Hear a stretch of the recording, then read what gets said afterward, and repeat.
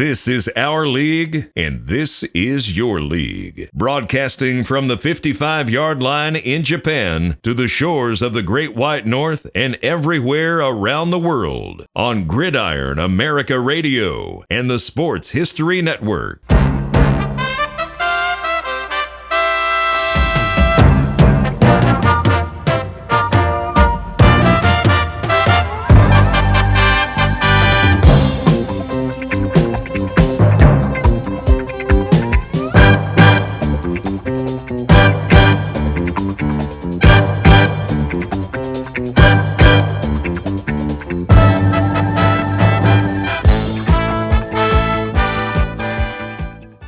Welcome, everybody, to From the 55-Yard Line. It is Fran and me, Greg, tonight, and we are going to be talking about. We're going to go around the leagues with Fran. Dave is not available tonight. Dave and I did.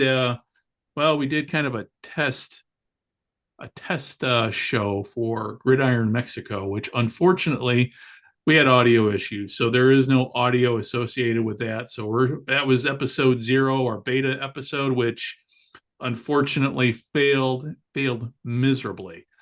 So next week, hopefully Dave and we will get the audio issues straightened out, and we will have our first episode of Gridiron Mexico, which will be available on the Sports History Network on this channel. And also on Gridiron Mexico, another little side channel that we're doing. It's experimental radio. So, all right. Hey, Fran, with all that said, how you doing, buddy?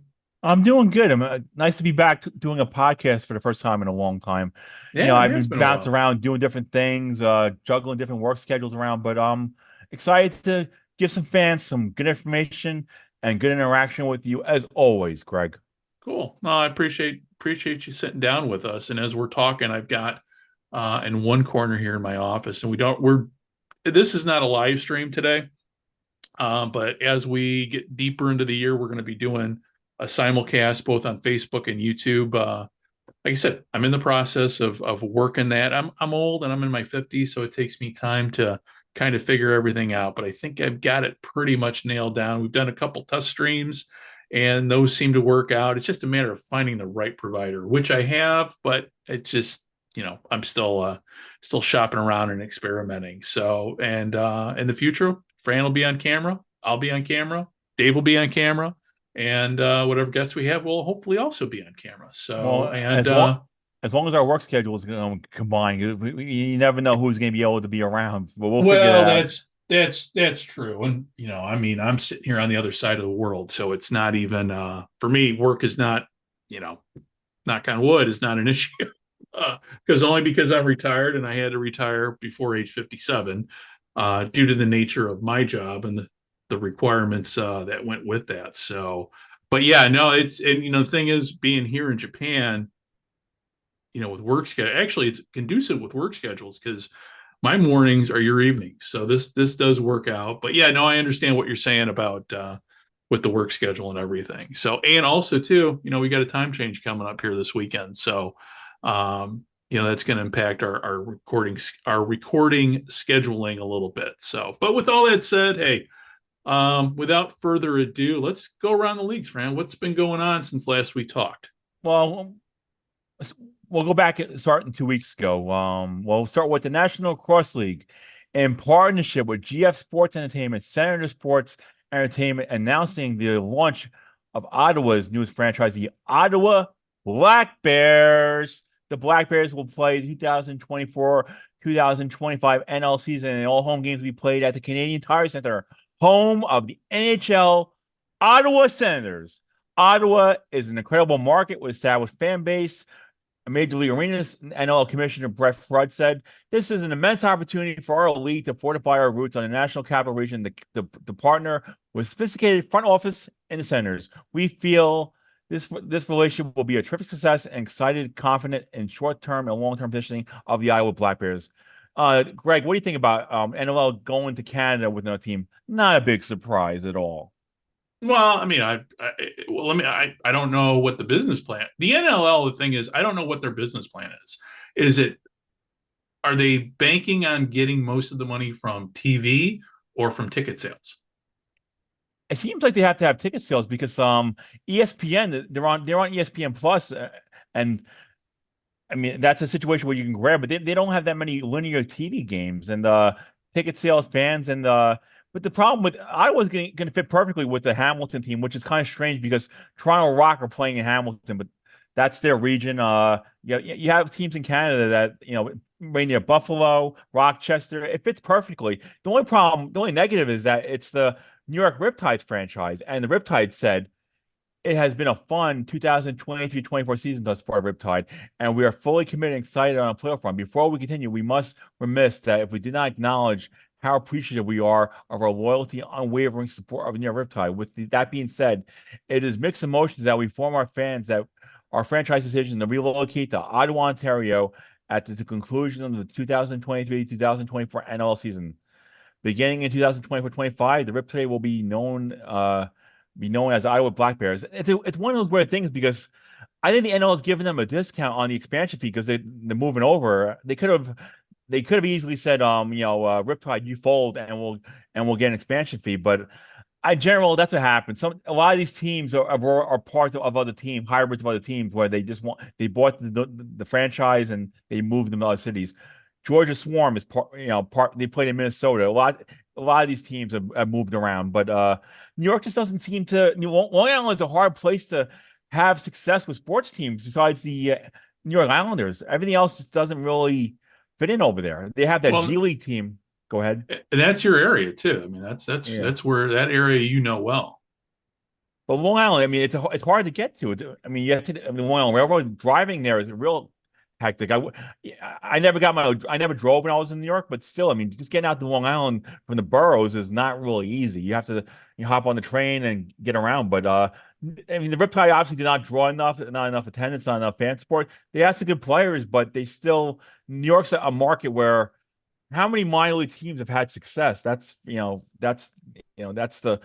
Everybody wants to have it be in New York for the TV purposes. The UFL tried that with the New York Guardians, but unless you have the fan base that supports the team, is it worth being there? I don't think so. Okay. Well, and the thing is with Ottawa, smaller town, but it's more fan friendly, I think. It definitely more, and plus you have the NHL involvement.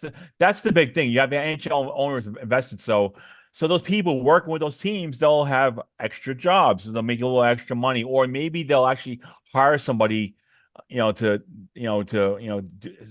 for the NLL franchise. They'll probably have some front office people doing separate work, but the media guy might be doing a little bit of everything, making trying to help the team with the marketing, with the promotions, with the press releases. Yeah, that's how that goes. Oh, and too, plus, like you said, you had to buy in too with the Senators. Yeah. So what else you got going on? What else been going on? Well, the NBA G League, the guy Mac McClung, he won the G League slam dunk competition 2 years in a row. Will he go a third time? Probably, but it's just a shame this guy can't really make it in the NBA. He's played very little NBA action, so he's in the Osceola Magic. That's the G League affiliate for the Orlando Magic, and he's done fascinating dunks. I think he's definitely gonna try to three-peat. I don't see him otherwise. I'm hoping by next year, if he does compete in slam dunk contest, he is on a regular on an NBA franchise. I think that'd be a little bit better standpoint from a situation where you're winning slam dunk contest and you're in the G League. So, like a Crash Davis, Bull Durham, you accomplish everything you can in the minor leagues, but if you don't make it to the big majors, you're not doing that good. And what's the track record with people going from the G League to the NBA in terms of,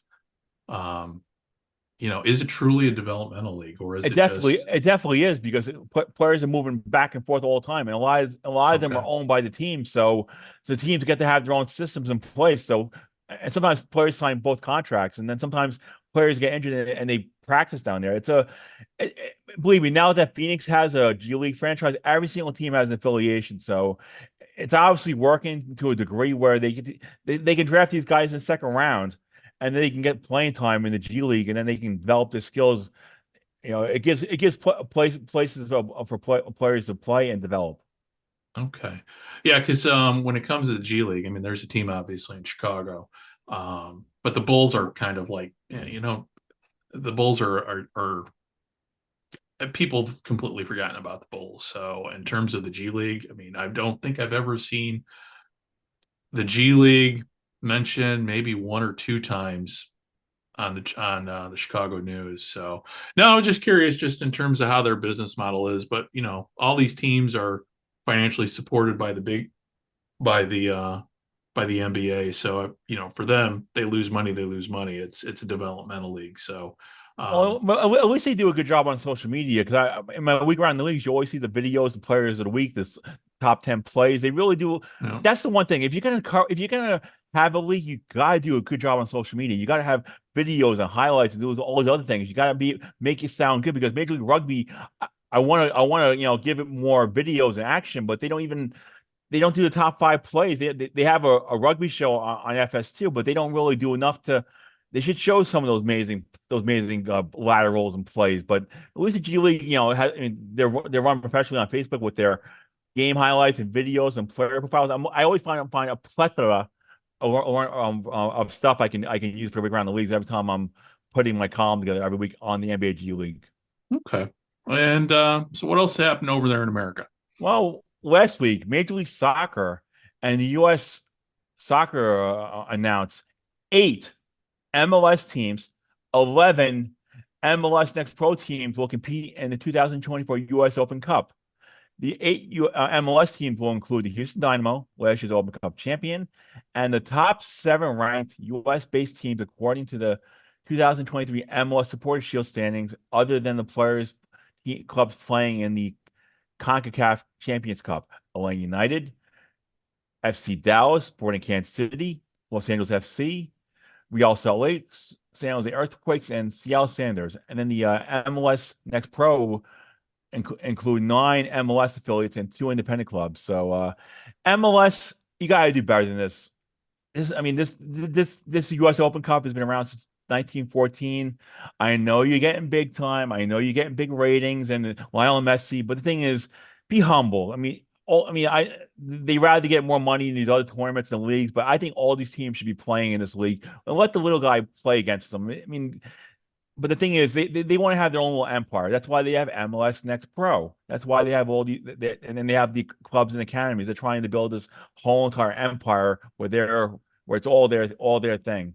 They don't want to deal with USL Championship and USL League One and all these other teams. They want to just be their big player. And of course, there is no relegation or promotion in the U.S. soccer leagues.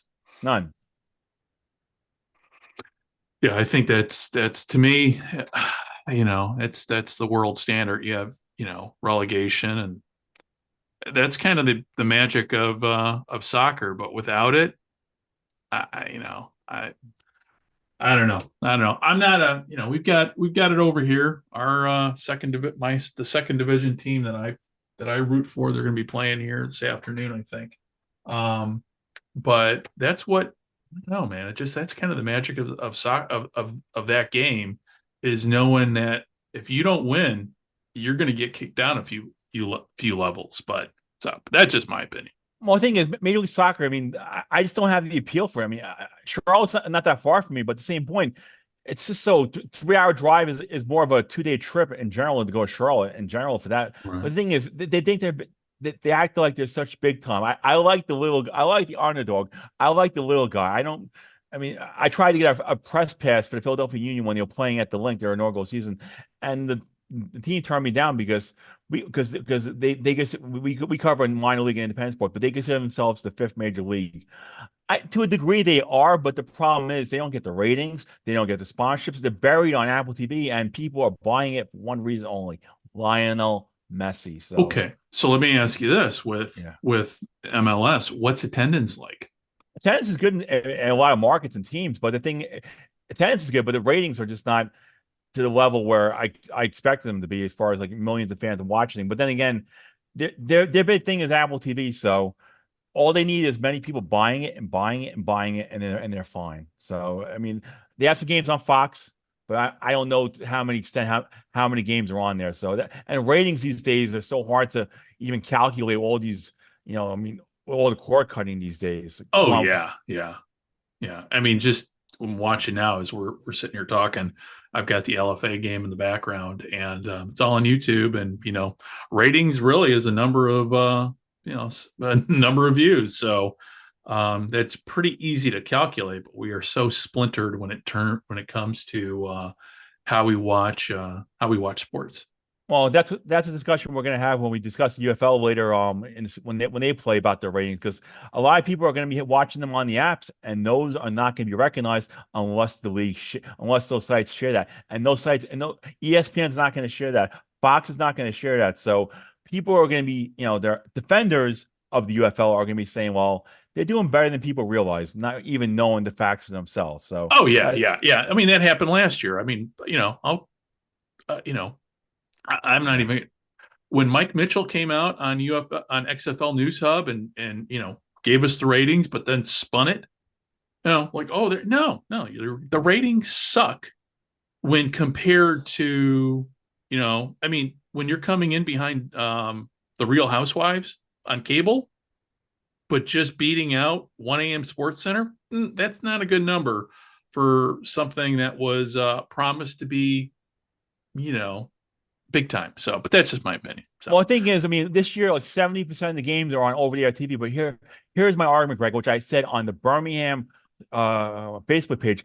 Those guys are down to earth. I don't mind giving those guys a nice plug. But the thing is, I said, Greg, when the weather gets nice, people are not going to stay home to watch these games. So I don't know how the ratings are going to, when the weather gets nice in May and June, April. I mean, I my prediction is, if the UFL has a second season, which I think they will, I think they're going to have to go back to the beginning of the week after the Super Bowl. Just bite the bullet with March Madness. Unless Fox can't have programming on there, come on, just bite the bullet. Go to week after the Super Bowl, and let's people in the North, when it's freezing cold, they'll be watching games. I mean, the thing is, and you're right, because here's the thing too. With that, there's really only one Northern team, and they play in a dome. Yeah, if you think about it, yeah. Well, St. Louis and Michigan, and they're playing domes. Two teams that play in domes. So weather is really not a factor when it comes to the UFL this season. Some of the arguments that have been made, well, it's better. No, and again, that's a discussion we're going to have later once that thing kicks off in terms of ratings, attendance, reality versus illusion, and all the delusional spin that's going to be going on both on social media, in the social media, but also with a lot of these I'm using air quotes, news sites. But that's just so, but I digress. So let us move on to what else is happening in the world of American football, particularly indoor American football. Well, speaking of weather, let's talk about that Real Salt Lake, LA. Oh yeah, I forgot about that. Yeah, you and I had talked about this offline. I mean that weather. I mean the weather was insane, but the LFC coach, he shouldn't complain. Just be happy. I mean, he wouldn't complain if he won. You want to play? I mean, come on. I mean, just suck it up. I mean, this is what you're playing for. You get. I mean, complaining and whining to the Athletic. I mean, Greg, what do you think? Greg, what do you think about the Athletic? Let me ask you this: soccer. Do they call the game on rain? No. I mean, because soccer, do they call Scottish Premier? Do they call Scottish Premier League games because of the rain, or English Premier game? Because it rains all the time up there. Nope. I mean, only time they do the light games is lightning. Otherwise, I mean, that's it. Yeah. If it's lightning, then you get postponed and rescheduled.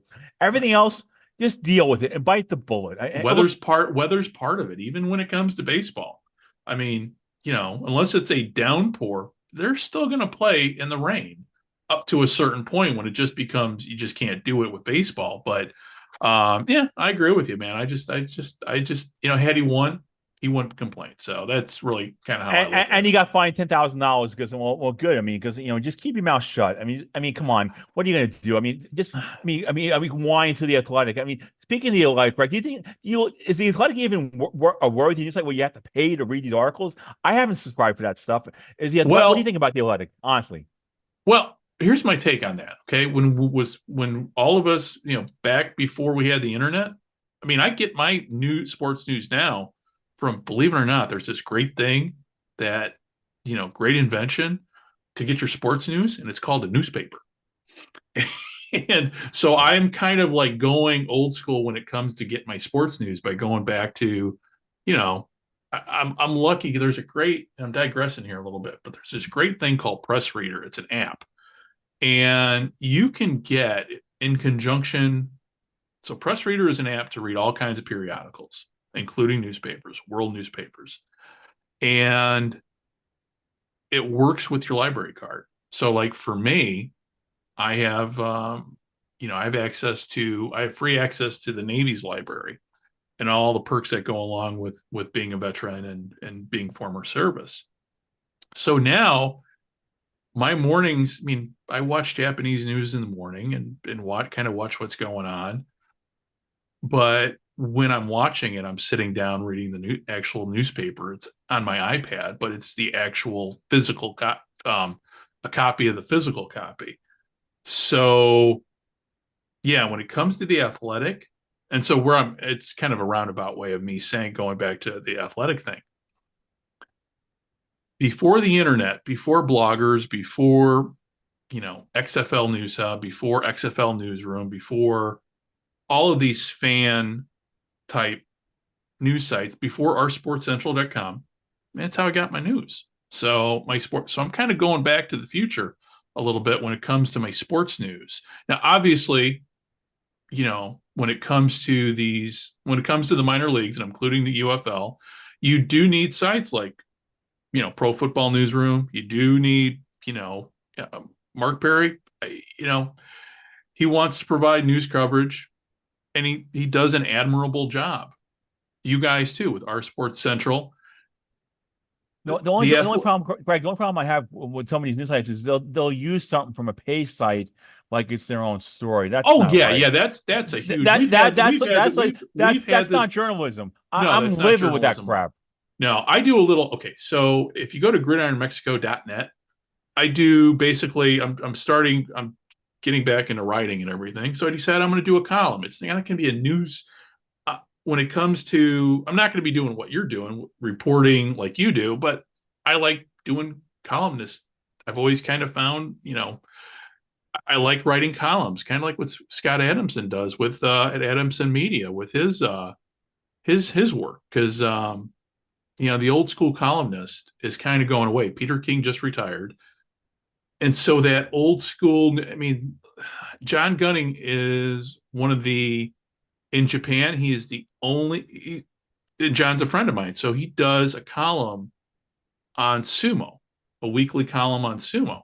It's one of the best sports articles, It's some of the best sports writing you've ever seen, because not only does he talk about sumo itself, but he gives the history and everything. I mean, there's so much included. So the days of, so when it comes to the athletic. Yeah, they're behind a paywall. So let me ask you this, because I'm like you. I've seen what's on the Athletic, but is it worth the cost? I mean, are these writers writing articles I would want to read? I ask you. One thing is, some of my friends actually give me the information when that's subscribed to it. But also, a lot of these other sites will get the information from there and do their own spin on it and for free. So, a lot of these, that's just I mean. That is journalism in general. Everybody does that. Hell, even Sports Illustrated did that back in its heyday. But the thing is, when it comes to original sports writing, I mean, you guys at Our Sports Central do original sports writing. There is no copy and paste. There is no. I mean, I can look at what you wrote and look. No, okay, AI did not write this. That was my issue with, UFL.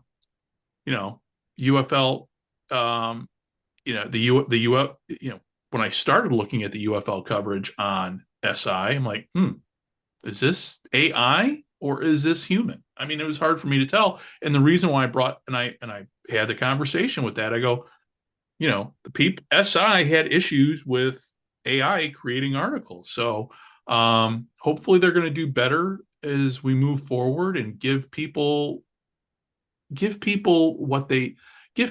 written product that they would want to read, kind of like the Sports Illustrated that we grew up with. You wanted to read those articles because those articles mattered. And I'm going off on a tangent here about sports writing, but when I read articles from Scott Adamson and John Gunny, okay, their columns, they're worth reading, they're worth saving, they're worth, I mean, every word that is written down there is original, and they know their subject matter.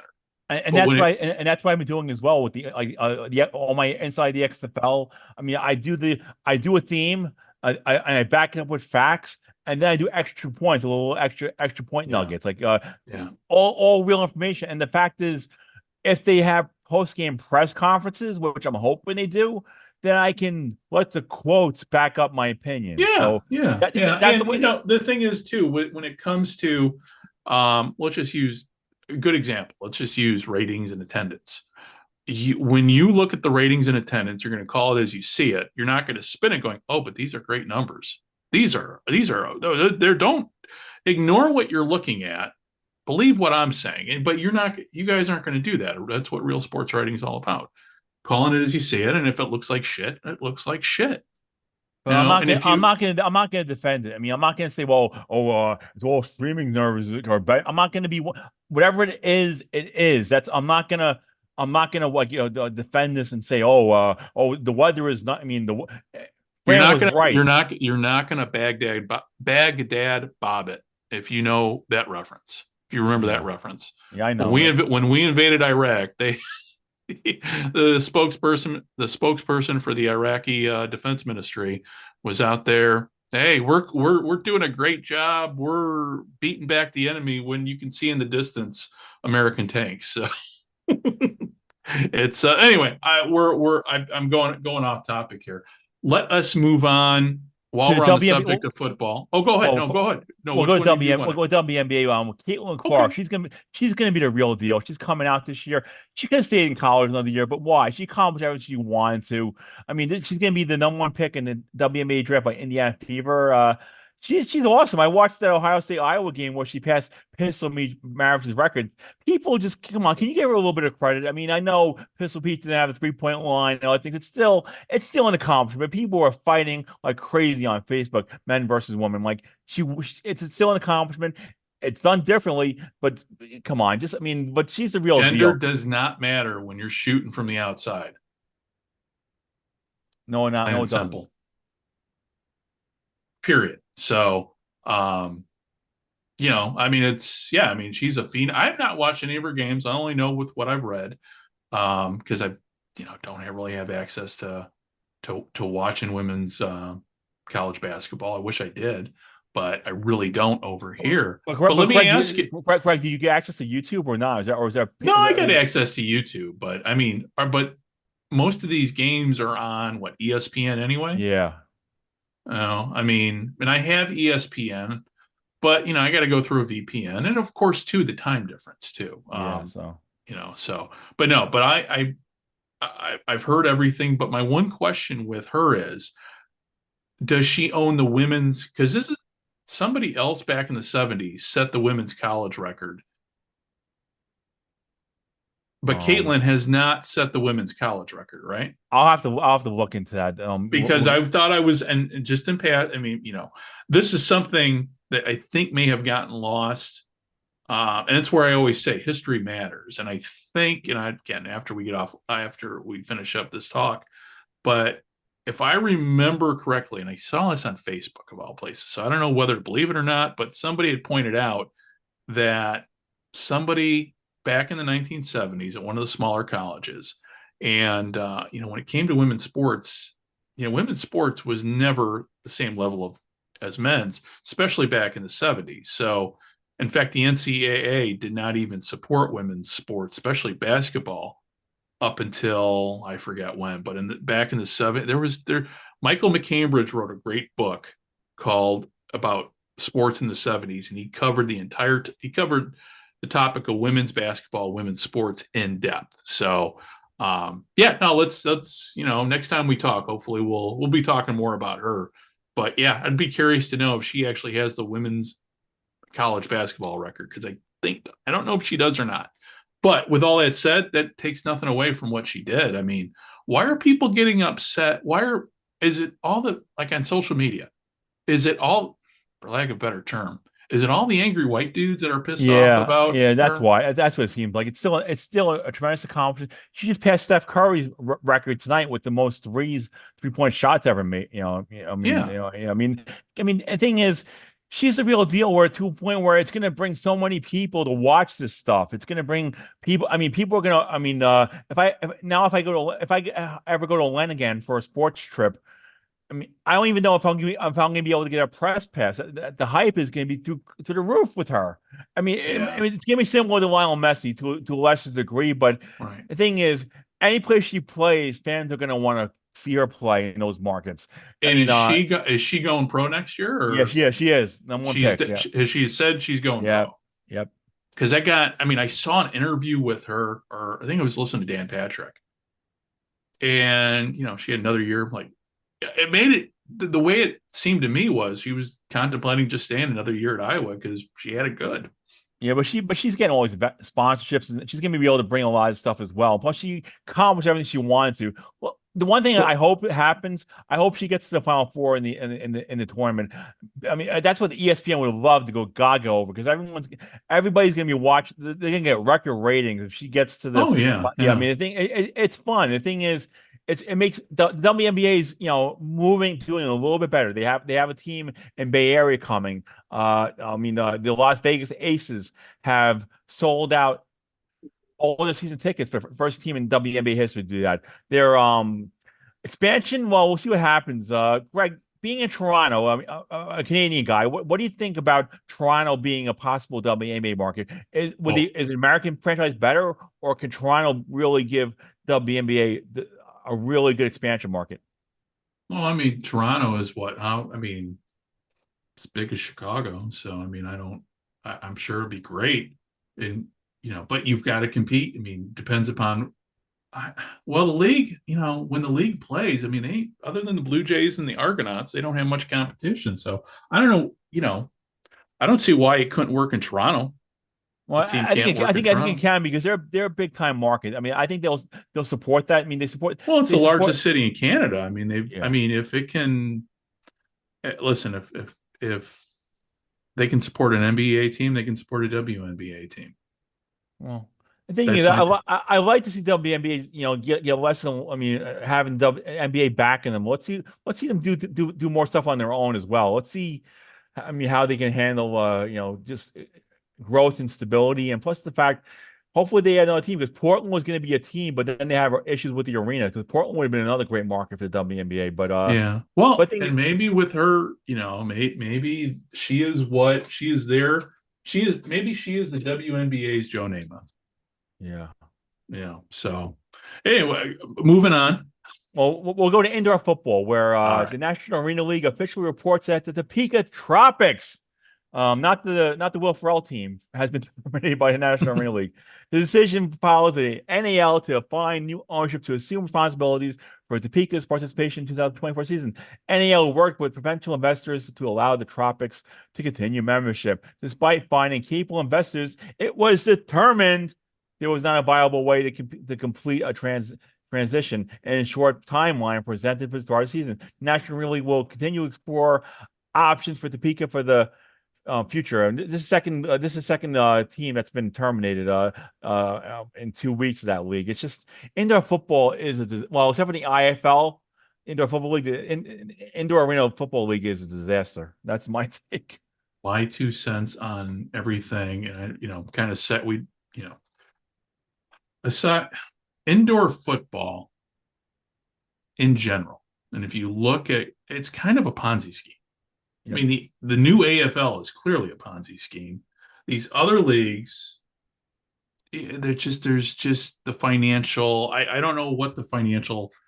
I don't know if there's a business plan other than hope. And so I don't know what to make of any of this. But seeing another, I mean, listen, indoor football league teams, whether they're with the IFL, the AFL, NAL, champion, whatever, there's nobody's ever succeeded. The only team that's ever been around long enough is the Arizona Rattlers and the Orlando Predators, and there's maybe one or two more. But those teams have gone from league to league to league, but those are proven markets where they can actually make money.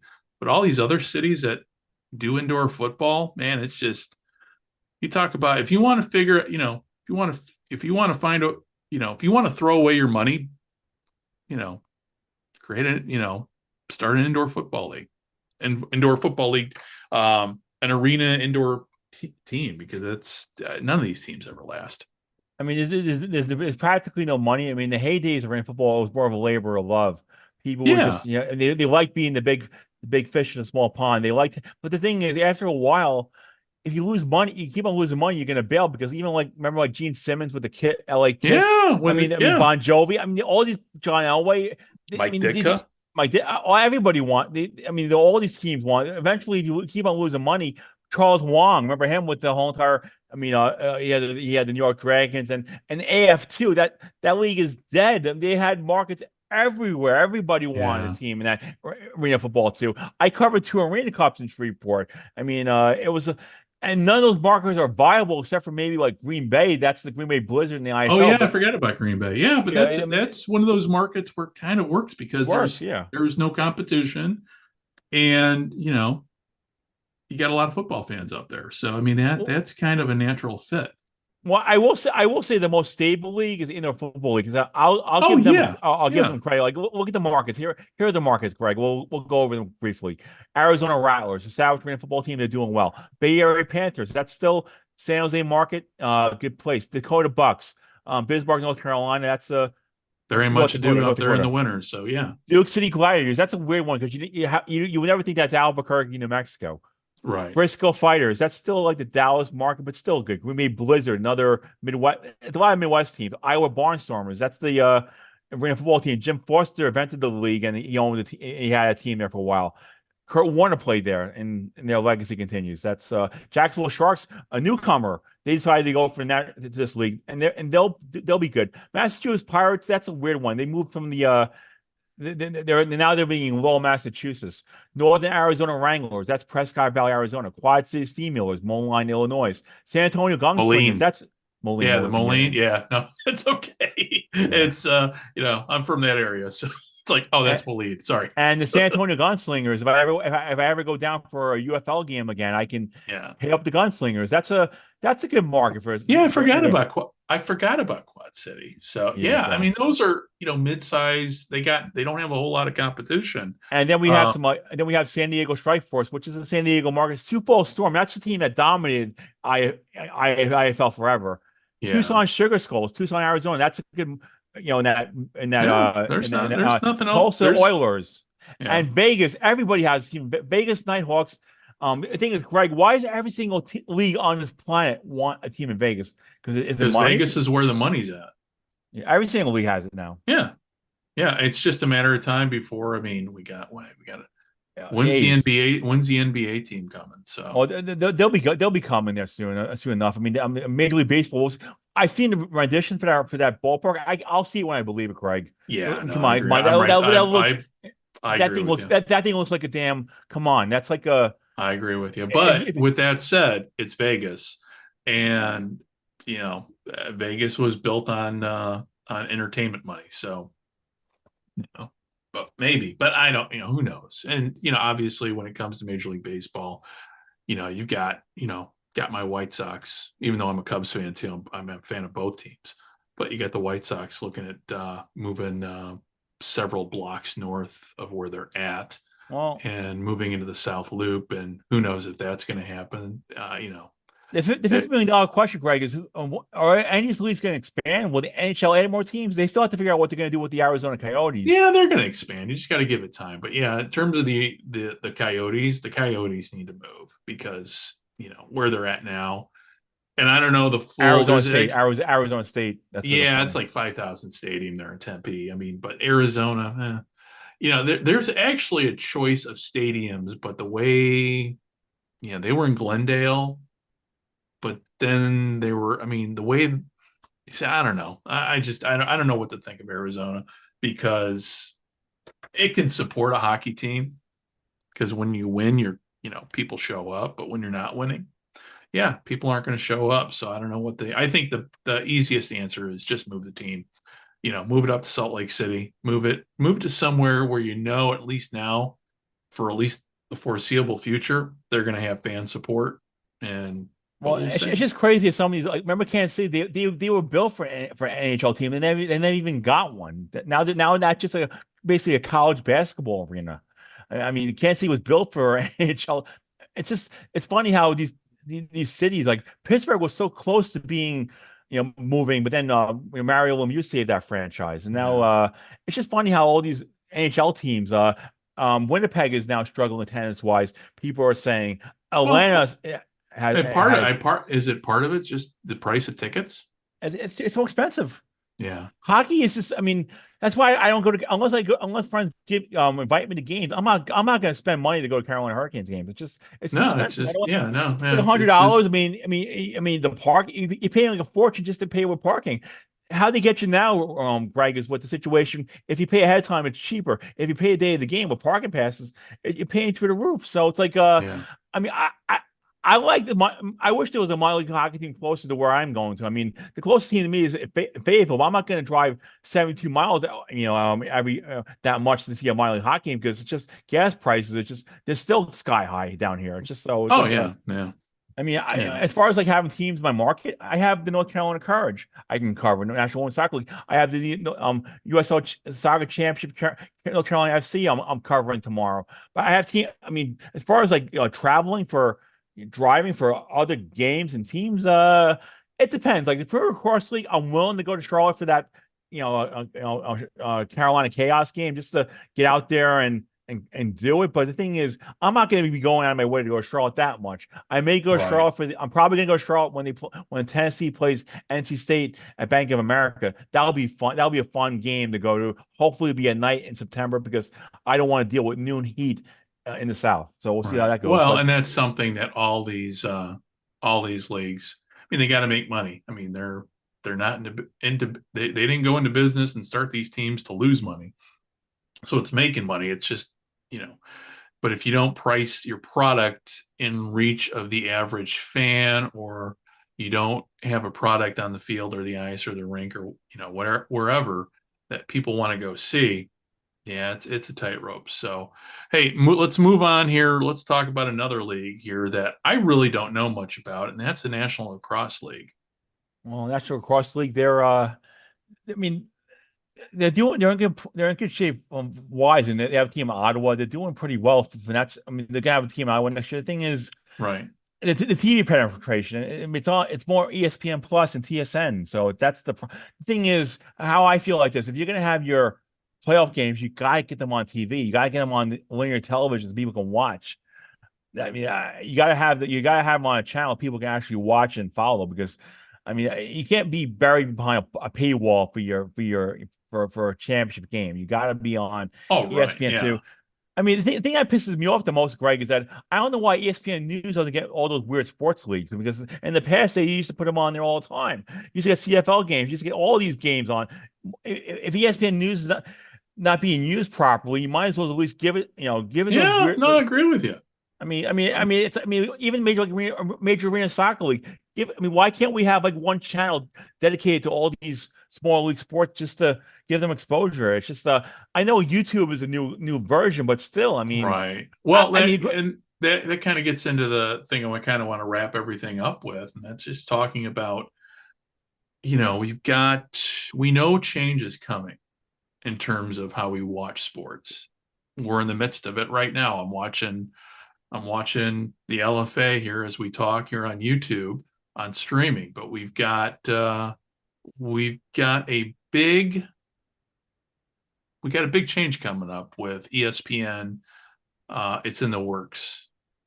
Tell people more about it because I mean, all I know is kind of what from some of the stuff that you sent me. But how do you think this ESPN going to drop cable altogether and just go completely streaming, or are they going to keep their cable and just offer the streaming package at what, $40 a month? I think is the plan. but that's ridiculous. Can't you get Sling TV for that and still keep all the channels? But it's just the cable monopoly is awful, Greg. I have Spectrum, and I'm basically screwed because if I go to a slower tier, then I got to pick like 15 channels, and you don't even get local channels. Basically, you wonder how Spectrum is killing America right now is with this internet stuff because they basically have the monopoly. You need the internet. I pay like $84 cable fee. I mean, with internet and cable. And if I told my apartment complex cut it in half, and then I'll get YouTube TV, but they won't do that. So I'm pretty much stuck Really? with. I mean, I just want to have like a YouTube. I want to have like a YouTube TV, and then I can have my high speed internet for my computer stuff and Right. writing, but they won't do that. So I'm basically, So you're stuck. If I'm understanding you correctly, then I'm stuck. Yeah. you're stuck now with that. And do you have at least a basic package, or I'm paying more than I plan to. I like having the channels. I like having the DVR. I'm not skimming down yeah, right now. Down the yeah, road, I might, but I'm not in a situation where I have right, other people are skimming down, basically just taking what they can because that's and they have their own little like streaming service. But the problem was me, Greg. I got accustomed to having what I had, and all of a sudden they just pulled the carpet under me. I'm like, it's so hard to go back to once you get a taste of stuff. It's so oh hard yeah, to go back to having nothing. yeah. It's like Well, I even had a good friend. I even had a good friend said, Fran, I mean, I'll give you a streaming service for you. Like, Fran, don't do that because once it's gone, we're gonna miss it. That if you haven't experienced it, then you're not gonna miss it.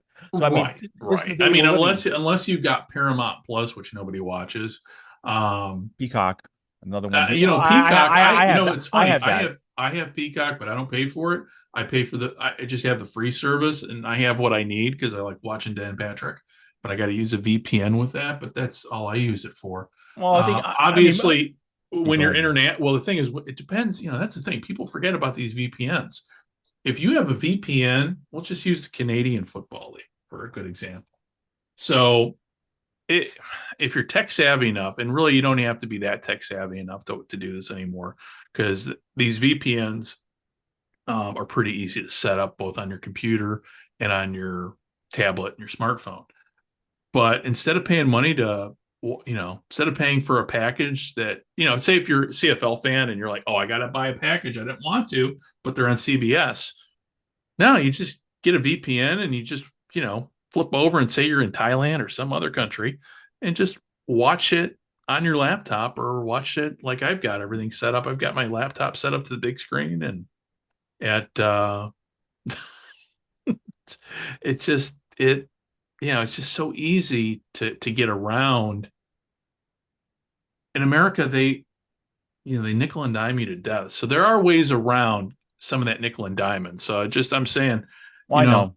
get yourself a VPN. Like, so for me, watching stuff internationally, I mean, I got to pay my tribute to the NFL every year, but at least with that, I know I get all the games and it costs way less, but it just, all these sports leagues have gone with streaming, and with that, man, they're screwing everybody. But I don't know. I don't even know what to think. I'm kind of going on a diatribe here about Well, it's just one of those things where it's watching like, TV and it's just when sports. I'm a homebody. I don't go out that besides, I don't go out that much as far as I don't go to bars or do any of that nonsense. I basically, I work, I come home, relax, and then like when I'm not working, I either watching sports at home or I'm going out and Right. covering games. I'm always doing something.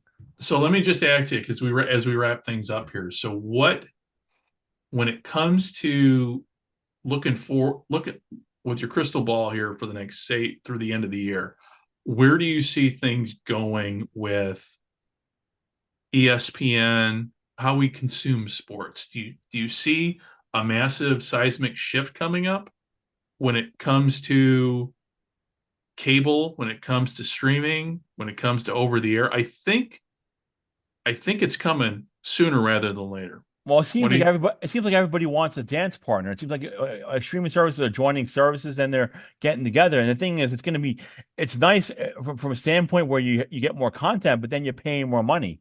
Right. It's like everybody's like it's like a super conference. Like all these streaming services, like Paramount Plus and Showtime, and then what Peacock and whatever else. Everybody wants a dance partner. The more if you work together, the more content, the more you can pay.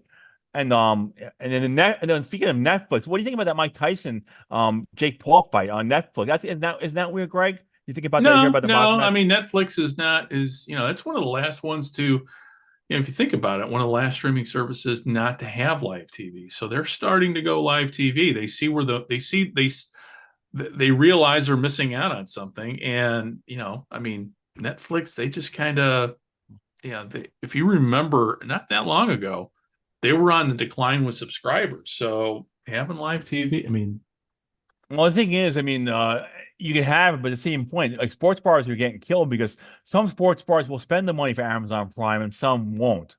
So, right. like, I mean, so I mean, that's the thing. I mean, if you're gonna want to go out and watch a game, certain places are gonna have it. The ones that can afford it, the ones that are not gonna pay the extra fees, like Yeah. are not gonna have it. So it's kind of like I mean, if you're gonna have it, you better be making money out of it. Otherwise, you're just throwing money away.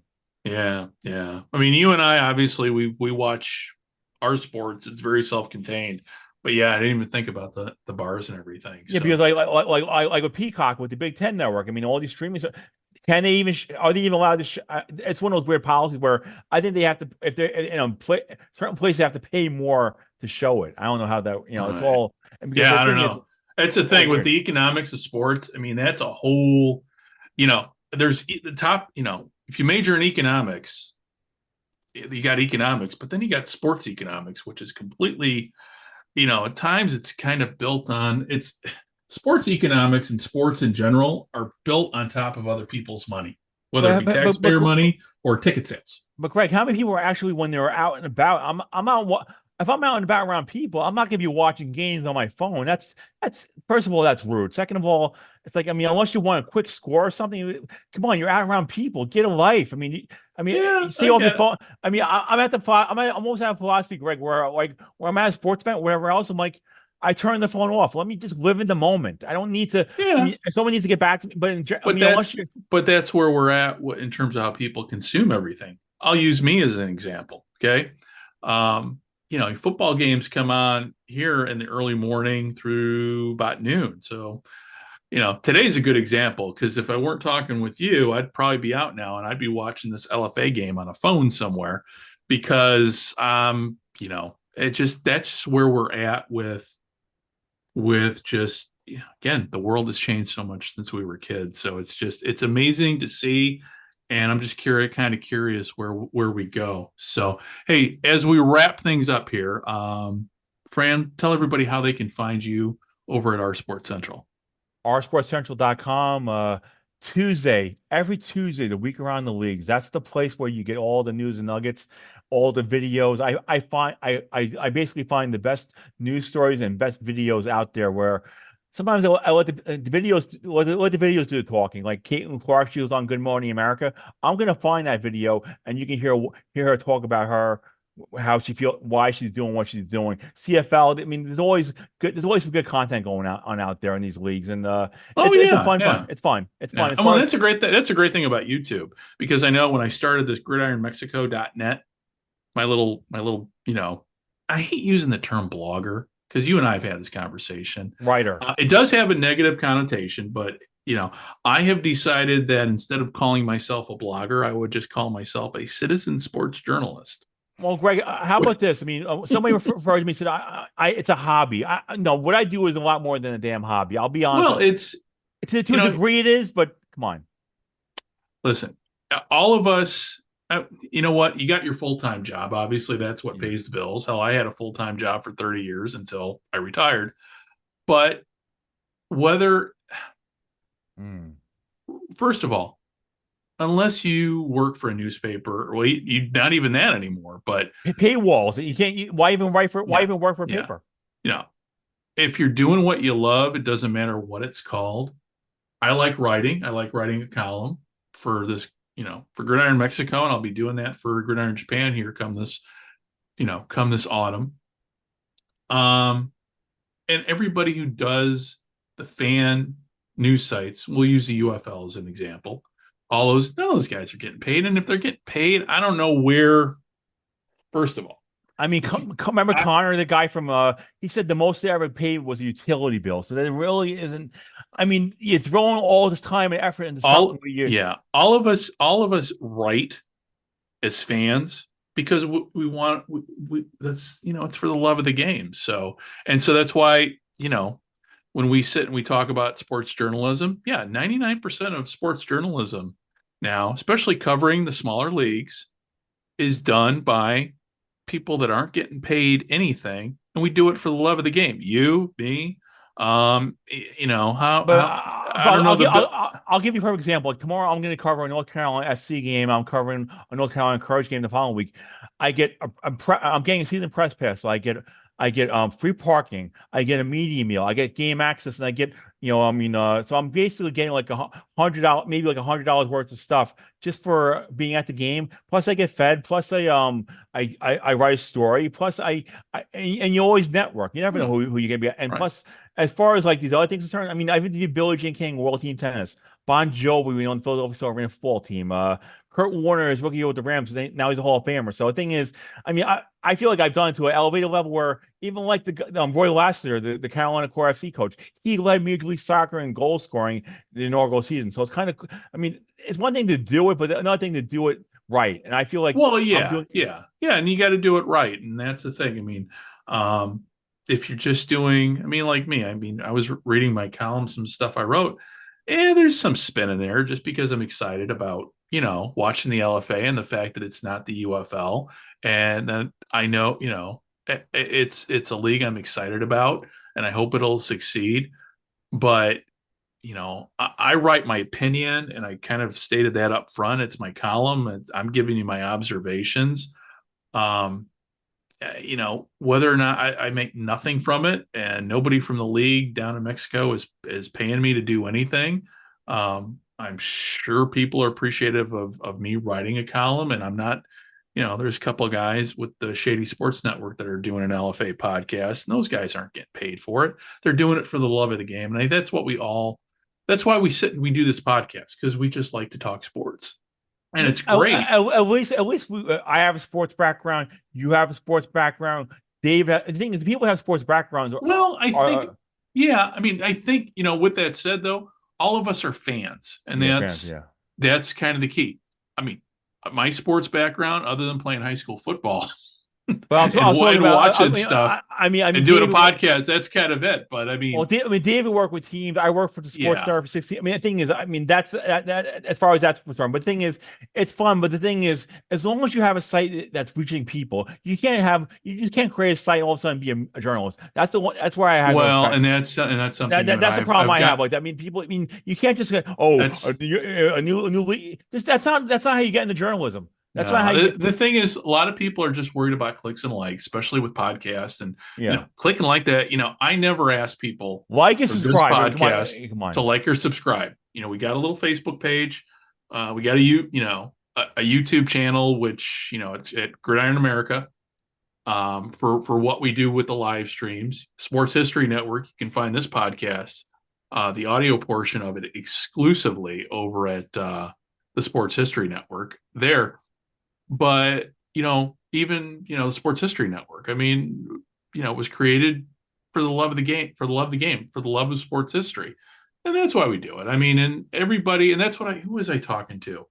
Yeah, I was talking with somebody online on Facebook. I go, really, when, there is no, we're all kind of one team, one fight. And it's, that's kind of the nice thing about being a CFL fan, because it's always about the league first. And hopefully you're going to start seeing that with the UFL. And we're starting to see that people are starting the league first, one team, one fight. But in the end, we're all sports fans, and we all want to see our leagues, whether they be, whatever team, I'm glad, like with the UFL, that the leagues have merged. So there's none of this XFL versus USFL stuff, even though there's bitter feelings, but I don't know. I don't really quite understand. Well, Greg, it burned me out covering both at the same time. That burned me out covering. I was covering both the leagues last year, and it kind of burned me out a little bit.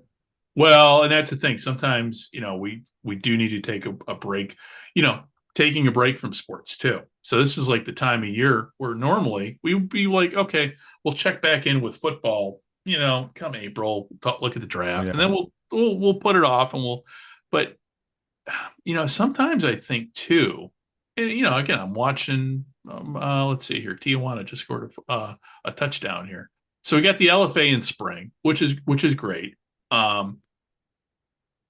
But with that said, sometimes especially with the UFL, the hype with the UFL, and I really didn't want to talk about it, but we'll wrap it up. We'll wrap today's podcast up with a little UFL talk.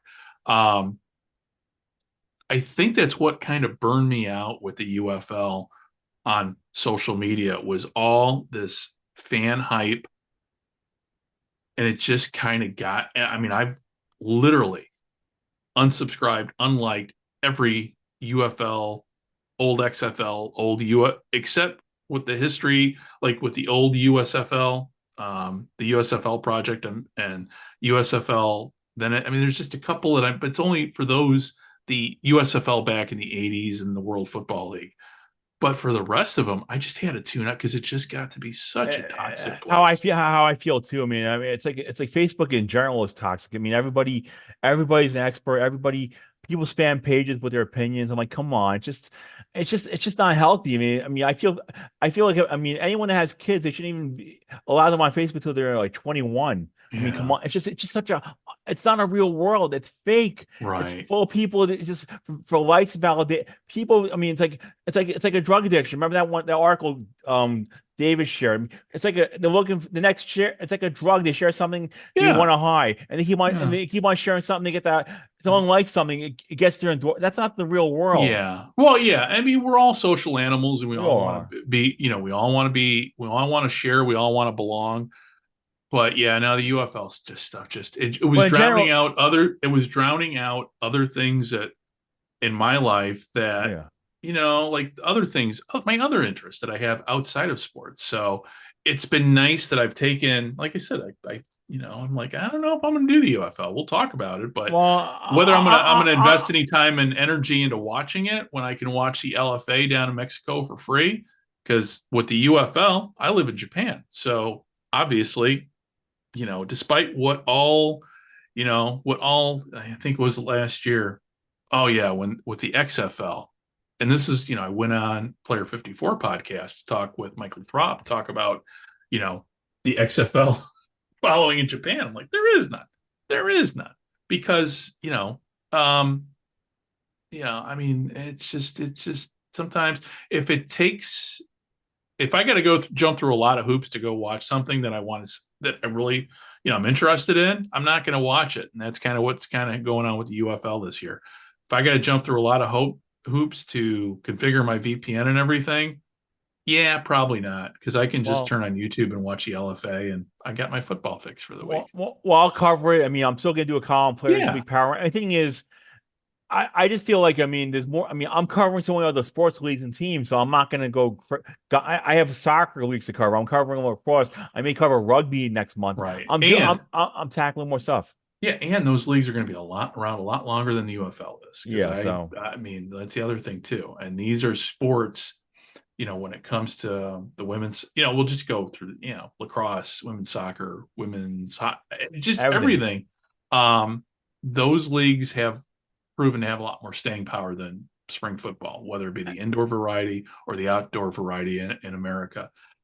Why it's, and that's the thing. It's still kind of, when it comes to the LFA, it's like, this league's been around for a little while. So, and they've got some marketing going on. So, so with all that said, hopefully people next week, because hopefully Dave and I will be doing our first episode covering the LFA, talking about this week's games and last week's games that we talked about. Dave and I talked about yesterday, but when I got the audio back, I'm like, oh, where's Dave's part? Like, oh, so weren't able to kick that out yesterday. So, but with all that said, Fran, some final thoughts here before we let everybody go. Well, just enjoy sports. Be a fan. Let the league figure out how to run things. Don't think don't have knee-jerk reaction. Just enjoy the sport. Don't get sucked into this business side with the ratings and the that's what Facebook is really. I mean, just enjoy the game. Don't worry about. I mean, it's not your money, so why do you care? You're not investing in this league, so don't act like you're spending millions of dollars in this nonsense. Yeah, act like when it comes to that, I agree 100% with you, because listen, if the people that are UFL fans are also NFL fans, they don't get hung up on ratings and they're more upset about Taylor Swift and all that stuff. So, but yeah, no, just enjoy it for what it is. And I mean, if you don't live in Michigan, don't complain about the attendance. Enough. You don't live. I mean, these damn fans go spamming every page complaining about attendance. Well, put your money where your mouth is. Go to a game. Don't complain about something unless you're not gonna. And if you're watching, I mean, come on, enough said. I mean, if you're gonna complain about something, you better be at games. I don't want to hear you behind a keyboard. Yeah. Right. Well, and the same thing kind of goes for all football leagues, CFL included too. I mean, the CFL is trending upwards, so we're starting to see, at least in the markets that have caused a lot of worry, starting to see an uptick on attendance. So, but yeah, no, I agree 100% with you. So, well, listen, hey, on that note, hey, everybody, thank you very much for listening. And as for trying to reach the show here, we are at From the 55 over there on Twitter. We also have a Facebook page, and it is just type into your Facebook search From the 55 Yardline podcast, and it will pop right up. And you can also find us at fromthe55yardline.ca, and that'll take you to our page over there on the Sports History Network. And from there are ways to contact us. And if you agree with what we say, if you want to yell at me for my hot takes on, it wouldn't be the first time people's message me going, hey, it's unfair for you to say that about. No, it's my opinion. So we're not a news site. We're just kind of a bunch of guys sitting around here. We're fans. We're like talking about sports. And hey, feel free to disagree with us. So on that note, Fran, on behalf of Fran, Dave, and myself, thank you very much for tuning in. And hopefully, Fran, hopefully next week we'll be back. It's been a couple weeks since we did Around the League. So hopefully next week we'll be doing another Around the Leagues. Hopefully work schedules allow that. So with all that said, thank you very much for listening. And we will be talking to you soon. Bye-bye. This is Billy Stacy of the St. Louis Football Cardinals, and the Cardinals are charging.